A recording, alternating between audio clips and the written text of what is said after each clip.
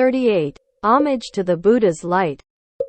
The Buddha proclaimed to Ananda, "If you wish to see the land where the Buddha, of immeasurable, pure and impartial Sambodhi, and his many bodhisattvas and arhats reside, you must arise and face the west, toward the place where the sun sets. Prostrate with reverence, and acclaim aloud, homage to Amitabha Buddha." Ananda immediately arose. As he faced the west with palms together, he prostrated and announced, "I wish to see Sukhavati, the world of Amitabha Buddha. I wish to pay homage and serve him, and plant many virtuous roots." Between his prostrations, he suddenly witnessed Amitabha Buddha. His large and broad countenance, his elegant and dignified appearance, like a mountain made of gold, rising above every world.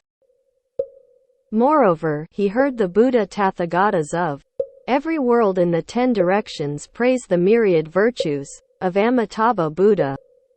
Their praise was unimpeded and uninterrupted. Thereupon, he addressed the Buddha. "This Buddha's purified field, never has such a thing been seen. I wish to enjoy a life in this land." The Blessed One proclaimed, "Those reborn have already drawn near to infinite Buddhas, and have already planted many virtuous roots. If you desire to be reborn in this land, you must be of one mind. You must take refuge in him, and worship him." As this was spoken, within the palm of Amitabha shone forth infinite light upon every Buddha land. So at that moment, all were clearly visible, as if an arm's length away, due to extraordinary radiance and supreme purity of Amitabha Buddha. Within this realm, the Black Mountains, the Snow Mountains, the Diamond Mountains, the Iron Ring Mountains, all mountains large and small, rivers, groves and the palaces of divinities of every realm were illuminated, just as the rising sun illuminates the world. Even such places as the murky and dark, chasms and creeks, the hidden and unseen, all were revealed, and all were of one color. Just as the end of eon floods engulf the world, submerging all things beneath a vast, boundless deluge, leaving nothing visible but a great body of water, so too did the radiance of this Buddha obscure the light of every Sravaka and Bodhisattva, so that only his light could be seen, luminous and majestic.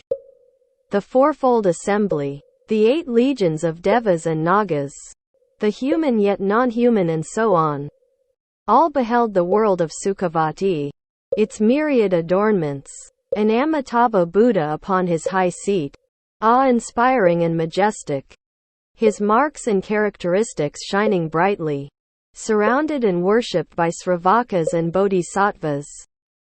Like Sumeru, king of mountains, rising from the surface of the ocean, clearly visible and shining brightly, pure and upright, free from all manner of impurity, without any incongruous element, solely adorned by myriad jewels, the abode of the noble and worthy. Ananda, alongside the Bodhisattvas, and the other members among the masses, joyously and eagerly paid homage, touching his head to the ground, and acclaiming aloud, homage to Amitabha, the complete and perfect enlightened one.